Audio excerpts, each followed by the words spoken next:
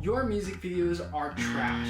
And worse yet, they're all starting to look the same. And no, I'm not just talking you in general. I'm talking pretty much all of us in the room here. I'm talking you, me, your friend's friend, your grandma, your brother, your sister. But this is honestly one of just the cold truths that we have to face as creators, which is the issue of repetitiveness and creating the same work. I know the feeling, you know the feeling, but sometimes you're just working on a project and it just feels like this is the same work. I'm creating the same stuff and all my work is beginning to just feel like replica copy. Or sometimes you're sitting or even trying to come up with new ideas and for whatever reason you just can't come up with anything. It sucks, it really does. But this is really just the issue of creative block. It can either lead to zero idea generation or just creating the same work like I mentioned before. Well, if that's the case for you, you're in the right place because today we're going to cover just that and how to overcome it.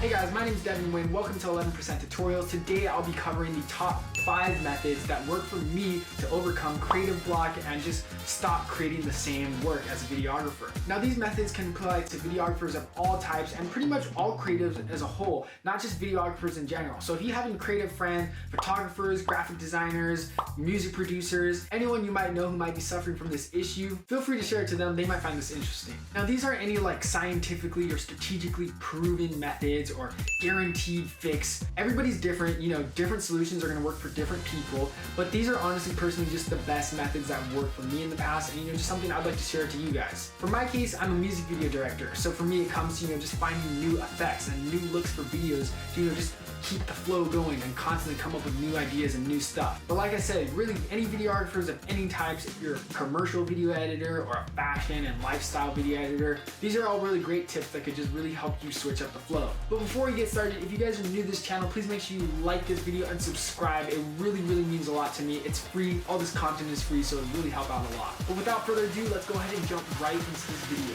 This is our very first method, which is surprisingly the method of simply copying or mimicking others. Now this might come to a shock to some of you because you're like, wait, I'm trying to create work that's different, right? I'm trying to create something that's unique and myself, and I have to find the video and style that represents me. But a lot of times we find the answer in a lot of unexpected places, and for me what's worked in the past is simply just watching other videographers or looking at their work and being like, huh, that's a cool idea, I like that. Let me try to recreate that in my own style and what I have available. Typically trying to mimic something or something that you like or a style that you like will result in you having to come up with new innovative ideas because obviously you can't recreate the exact same effect. You're gonna come across and stumble across new ideas or new ways to do something. Maybe I never thought to look at the aperture lens in this setting with this setting on a different value, and you just start to come up with ideas just pretty much on the fly, and it's just really something that I try to do, especially when I'm in creative blocks, that just helps run my mind. One key thing to note with this method of mimicking and copying others is to remember to look at different people and different ideas, maybe stuff that you haven't tried before.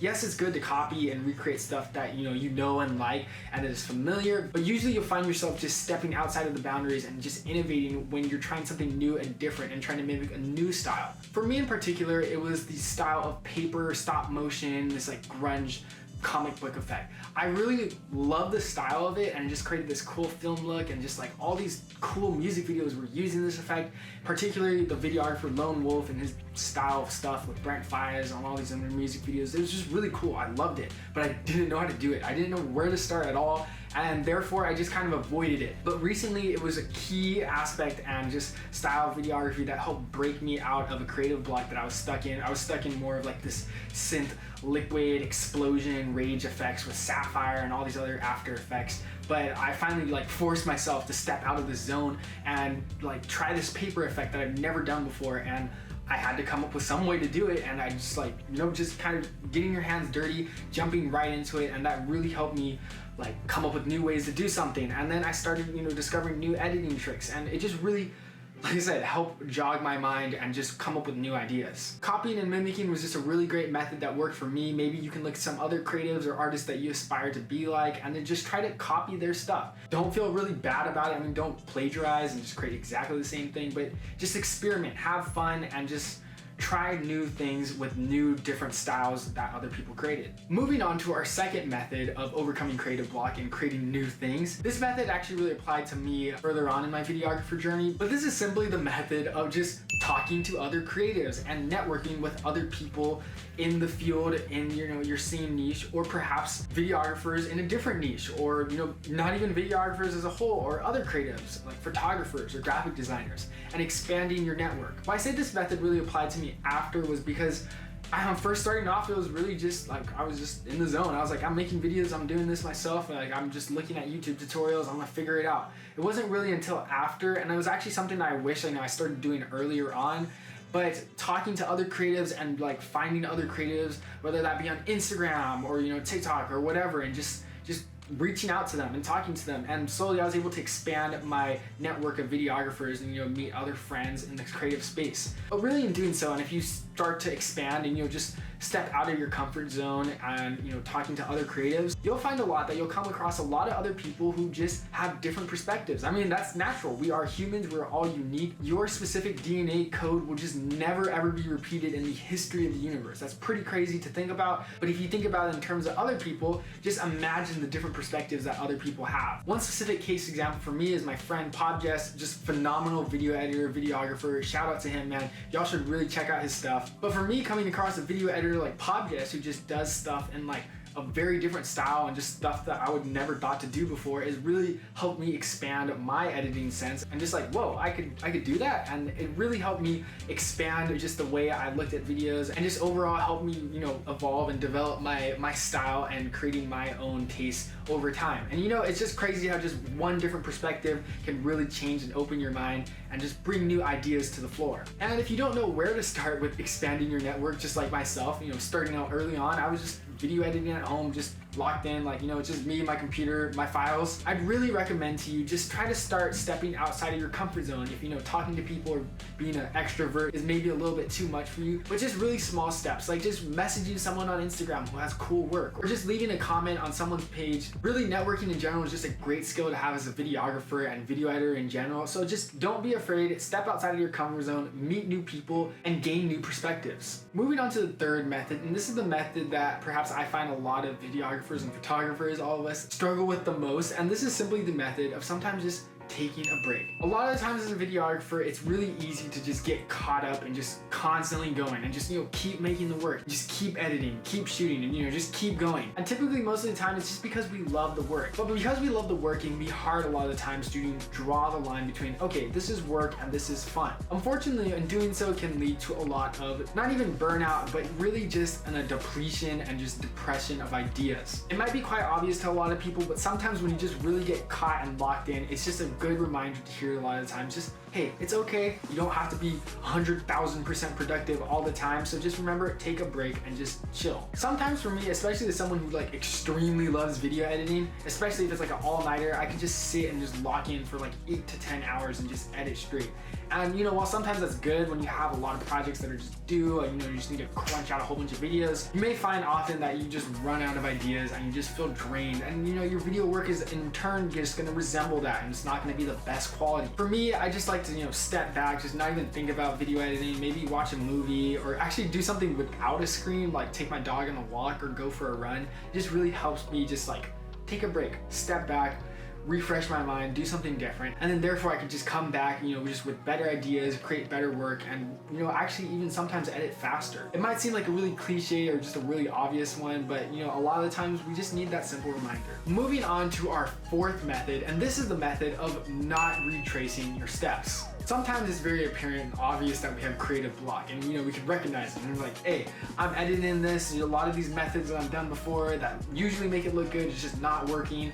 Maybe if I try it again, maybe if I try it from this side, and you're trying to recreate, and you think in your mind that you're approaching it from different angles and different perspectives, but really in the end you're just really doing the same thing over and over again, and hoping you get a different result or a different effect. Retracing your steps is a hard one to overcome, because a lot of times you actually have to like pull yourself out of the zone and be like, okay, look, this is not gonna work. This is obviously not working also, because I've been doing this and it's just not creating something good. Just accept it and just be like, it's okay that this method that I usually previously do that works is not working for this example, so I can just move on and just not do this again, because I know it's obviously not working and it's not going to create something new if I just keep trying it over and over again. Retracing your steps can apply to, very niche steps or effects that you're trying to do, like maybe just you're applying the same overlay to this same clip and you're like, okay, maybe if it works in this spot, maybe it'll work in this spot, and it's just obviously not working. Or it could be a really broad technique, like you're just applying like a whole bunch of effects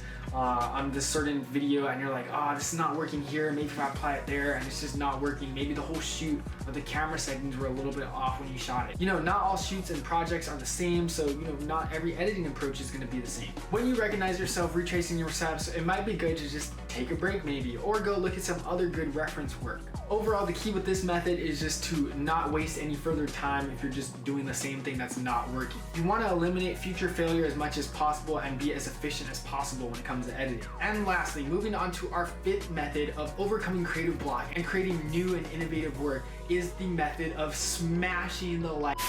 No guys, but for real, the best proven method, at least for me, has been the method of just simply do different things. Your creative work is a reflection of your creative life. Whether or not if you doubt it, you're like, nah, I don't do any creative things, or my life is boring outside of, video editing. If you really think about it, you have a lot of unique experiences that, are special and unique to you. Utilize those and make sure that you harness those experiences and just all those things that are special to you and culminate that into your video editing, your videography. And what I mean by doing different things specifically is doing different things outside of your life, even regardless from video editing. These can be things even as bare as maybe if you drive to school or work every day, just try taking the bus one day. Or if you go running on a certain track every day, maybe try running an alternative route. You can even go as niche to switching up your diet or trying new foods. New experiences are honestly what fuel our lives and give our mind that energy.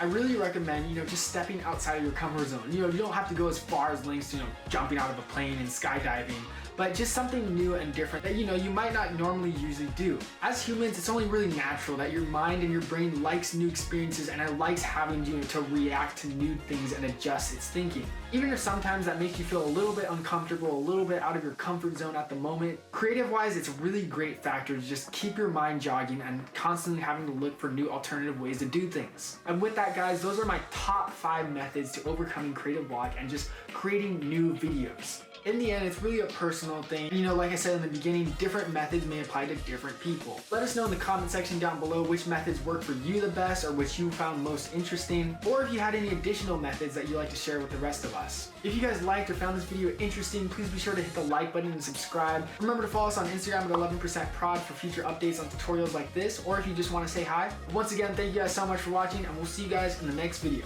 Peace.